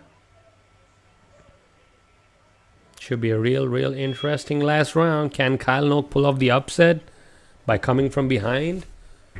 Kyle Noke repeatedly going in for that straight kick to the middle, aka Anderson Silva against Vitor Belfort. The similar kick. So a modified front kick to the face is what Kyle Noke is going back again and again to get the knockout, but he is not finding the range. Akhmedov though patient enough. Definitely tired compared to the first round, but still game enough to stand an exchange with Kyle Noke. His legs have been battered and bruised by the outside leg kicks of Noke, but he is doing reasonably enough, going for a spinning back fist but does not connect. Noke defends it expertly. Moves out of range. Oh, nice step in jab by Noke, but not a lot of power behind it. Oh, step and kick by Noke. Similar to Sage Notcut, but does not connect. Significantly lower output by Akhmedov in round 3. Noke has to finish the fight. He's not getting a victory in the judges' books. He is not getting that. Beautiful teep to the body by Kyle. Nice jab. Again connects for Noke. Noke's left jab has been connecting throughout the evening. Nice right hook. Omari Akhmedov catches the kick and answers with a couple of punches into Kyle Noke's head. Is this going to be a finish or is this going to be a decision in favor of Akhmedov? That is the bigger question going into the last 2.5 minutes of round number 3. 2 takedowns in the fight till now. Akhmedov missing an outside leg kick and completely turning himself. Noke though has to push the pace in the last 2 minutes. Maybe get a freak knockout. Maybe get him wobbled to get a 10-8 round. Could be. But looks like Akhmedov is aware of it and trying to maintain his distance. And trying to cruise into a decision. Beautiful outside leg kick again by Noke. Noke has some heart, man. Noke definitely has some heart. Only one eye open. Still pushing forward.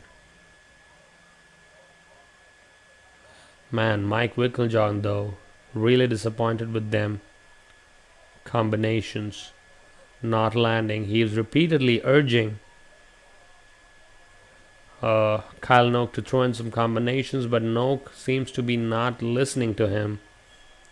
He has to get some combinations in. As the coach says. Lead in with the left jab, probably. Throw in some rights. Oh, beautiful level change by Omari, but does not get the takedown. Kyle Noke's coach urging him to go forward and go for the finish. Oh, beautiful level change and gets a double leg. Beautifully done by Akhmedov, and this should probably seal the deal in his favor going late into round 3. He should probably smother him for the rest of the round and cruise to a easy decision. That is what Akhmedov is planning to do, and looks like he's succeeding. 25 seconds remaining.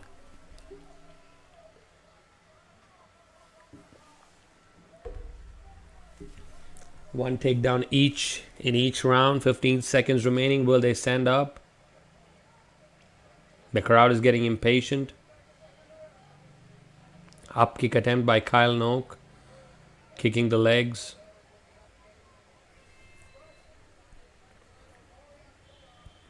That is a clear decision victory. The crowd does not like it.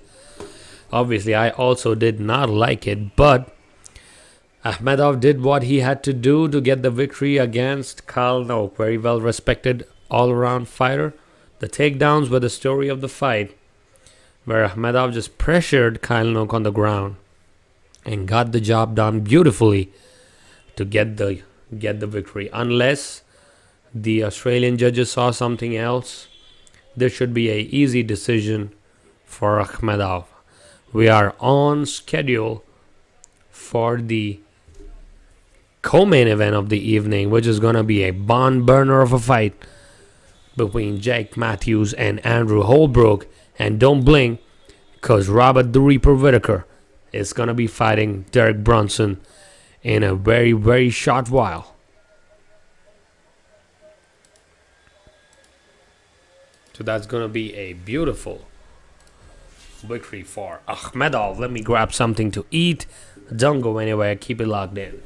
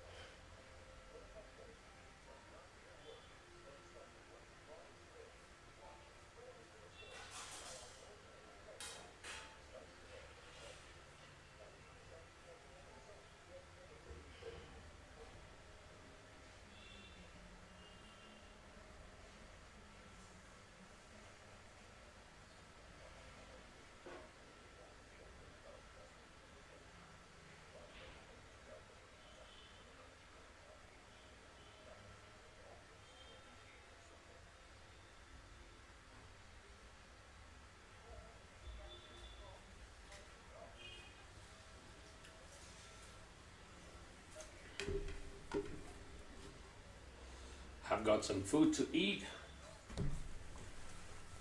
Finger food.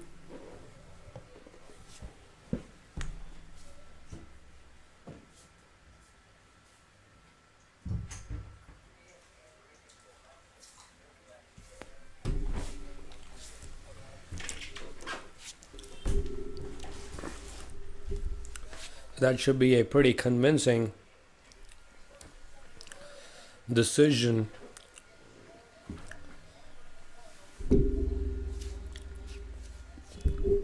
for Omari Akhmedov. Thank you all for joining into the stream again.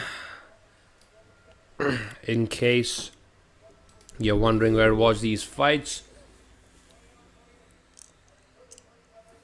unanimous decision victory for Omari Akhmedov as I eat some French fries, which are, by the way, very tasty but not really good for your health. Beautifully done.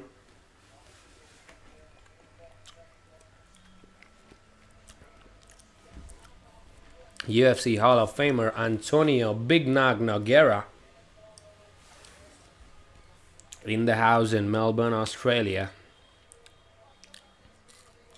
The co-main event is about to come up. Fifth youngest fighter on the current UFC roster, Jake Mathews, 11-2. He's going to go up against Anderw Holbrook, who is 11-1 and has got 3 wins by knockout.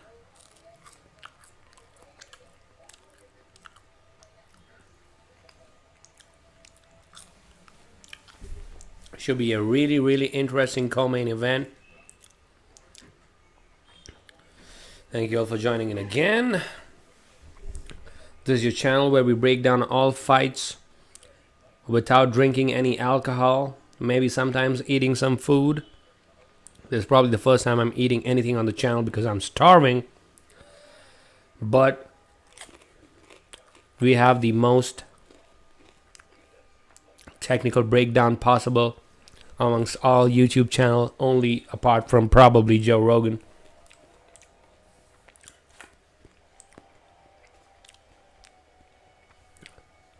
In case you're interested in football, the El Clasico is coming up next Saturday.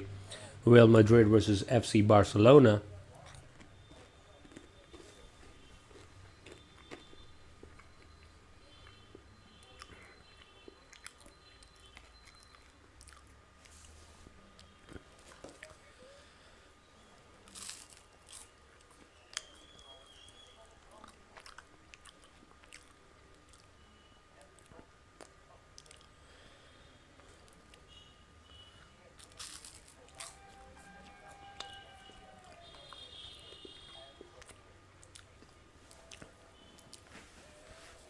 As we wait for the co-main event to begin, just a quick update to you guys. UFC 206 has lost its main event. And the new fight is going to be, new main event is going to be Max Holloway versus Anthony Pettis for the interim UFC featherweight title.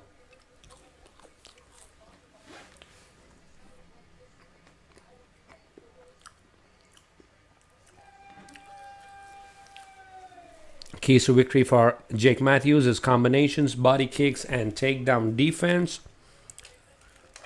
Keys to Anderw Holbrook is to control the distance and definitely maybe try for takedowns as and when he can.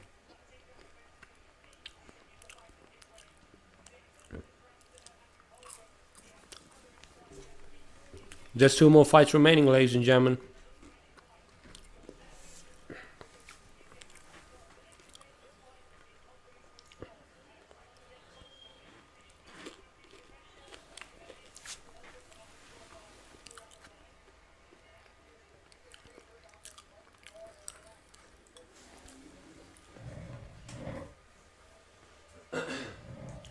It's a lightweight bout for 155 pounds.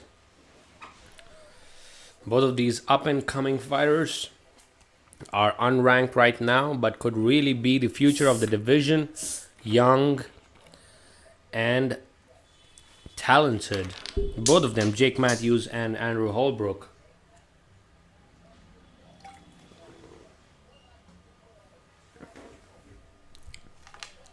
Jake Mathews always known to pressure his opponents from distance. Anderw Holbrook known to pressure his opponents on the clinch.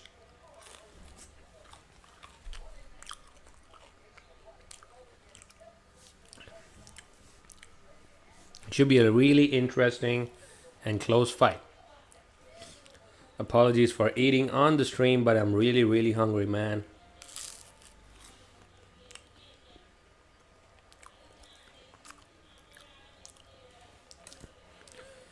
My pick is probably going to be... It's going to be a really tough fight. Okay, I'm going to go for Jake Mathews for this one.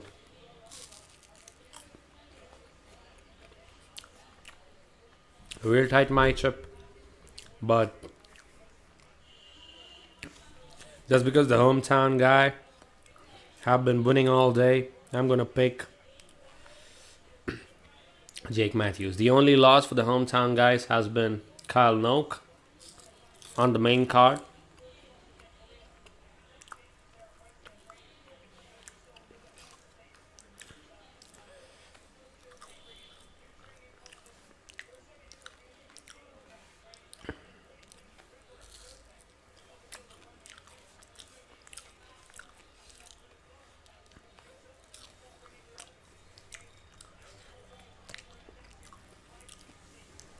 Anderw Holbrook has been a Golden Gloves boxing champion. Finished 10 out of his 11 fights, 7 by submission, and 9 first-round finishes in total. So very high finishing rate for Anderw Holbrook.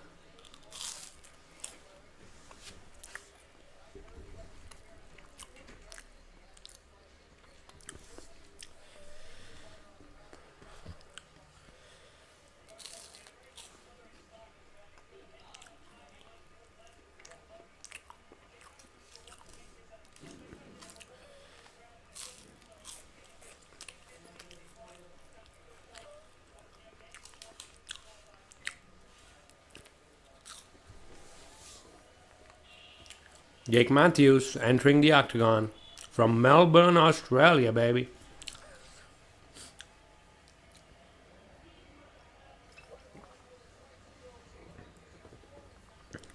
Co-main eventing in his hometown.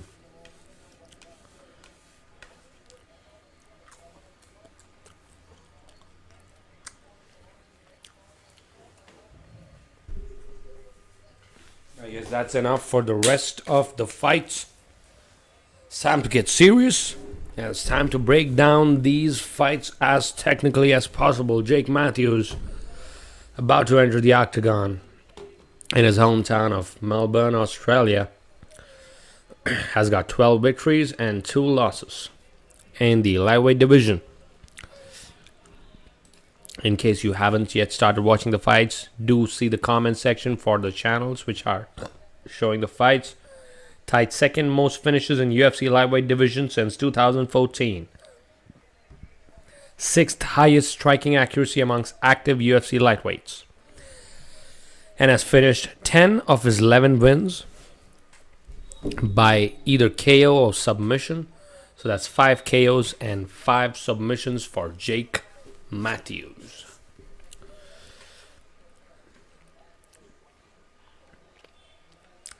Really tight and interesting matchup for Jake.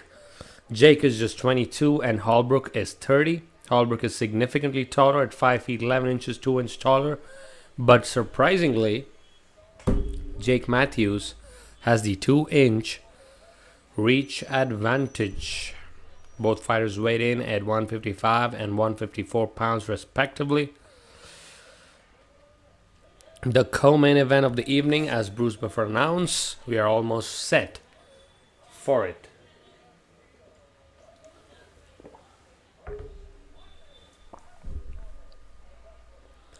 A wrestler is the description for Anderw Holbrook. He is the underdog plus 350.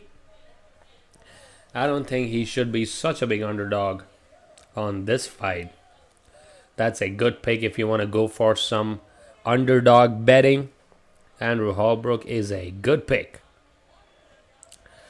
Jake Mathews, though, is a minus 500 favorite. What happened to these odds, man? These Vegas odds are going crazy. 11 wins and 2 losses.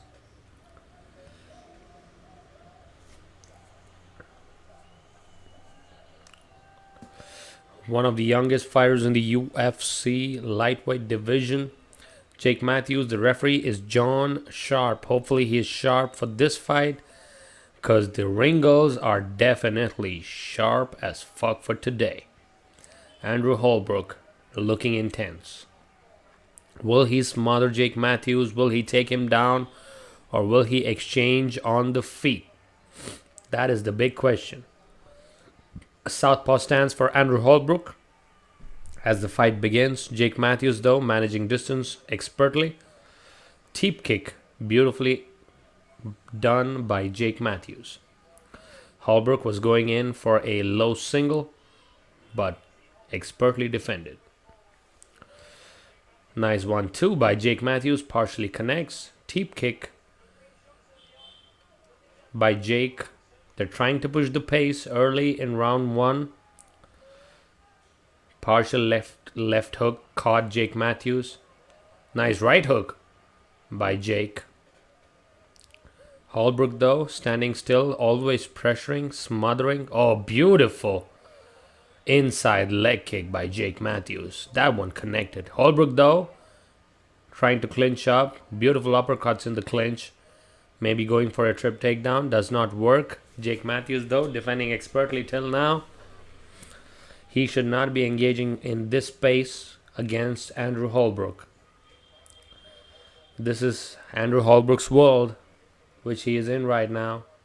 Over under clinch. They have to disengage. Oh, beautiful knee from the clinch by Jake. They disengage. Jake, though, always trying to counter-strike. Can he get a finish? A spectacular one would definitely put him in the top 15. Switch straight by Jake Mathews. Teep kick also connecting for Jake. Holbrook, though, pushing the pressure.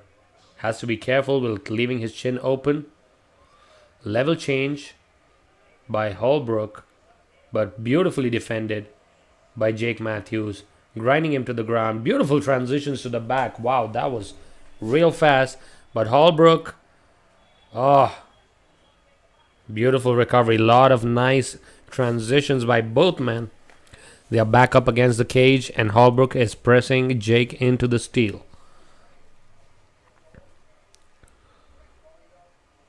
Always, cardio has never been a problem for both of these gentlemen. They can go 3 rounds all day long. It's going to be a really interesting chess match here. Jake Mathews trying to reverse positions. Maybe dropping in for a double. No, does not have it. Still trying to have some head pressure. Jake should probably disengage and throw some bombs. The left hook connects for Holbrook. Also, the body kick connects. Jake Mathews always playing with his gloves for some reason. Maybe they're not fitting him properly. Oh, nice step in left hook by Jake Mathews. More like a jab.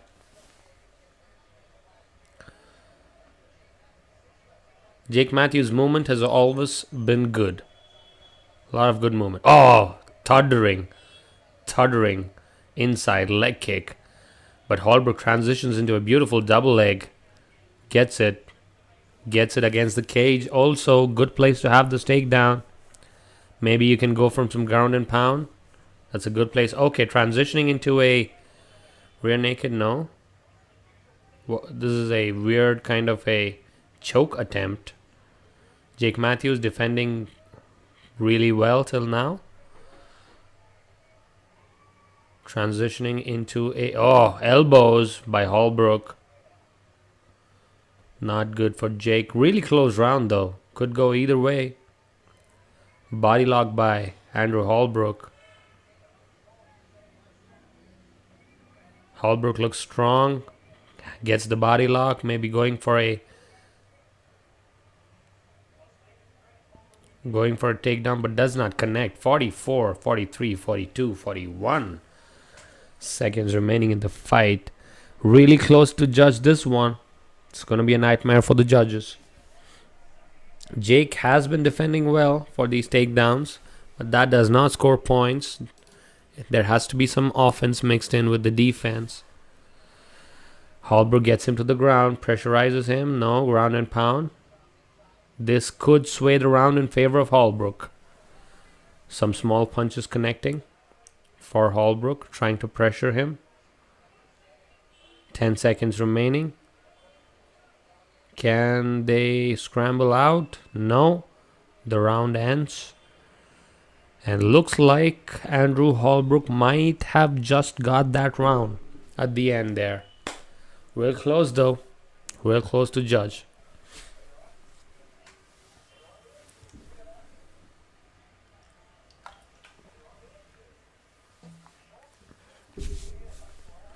Jake Mathews cannot be backing up all the time. That's the mistake he's been doing throughout this fight. Only looking to counter will not win him this fight. He has to pressure him sometimes.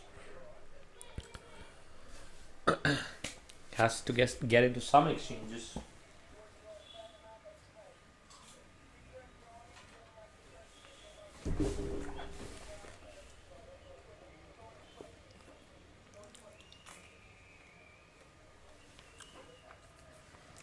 As I said, people are underestimating Holbrook and his pace.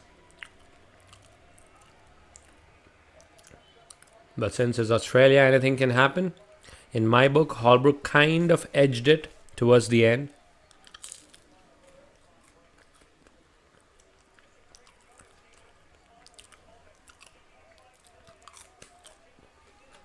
Round 2 begins. Oh, beautiful uppercuts in the clinch by Holbrook. Holbrook's doing really well though in these exchanges. He's holding his own. Jake's stand-up has been crisp, but not crisp enough, I guess. Oh, right hook connects just for Jake Mathews. He should follow up on some punches there. Tape kick, good distance management. 2 straight rights connect. Holbrook pursuing. Left hook connects for Holbrook. That one landed hard. Again, they clinch up against the cage. Holbrook trying for a trip. Does not get it. Good defense by Jake Mathews though. Cannot get affected by this pressure. He has to push him away and try to get the center of the octagon back. This is not going to score a lot of points, But Holbrook is going to tire Jake Mathews out. Knee to the body. Uppercuts in the clinch. Oh, good knee to the body by Jake. Jake has to circle out, move out of range, and then land some punches. That's what Jake should do.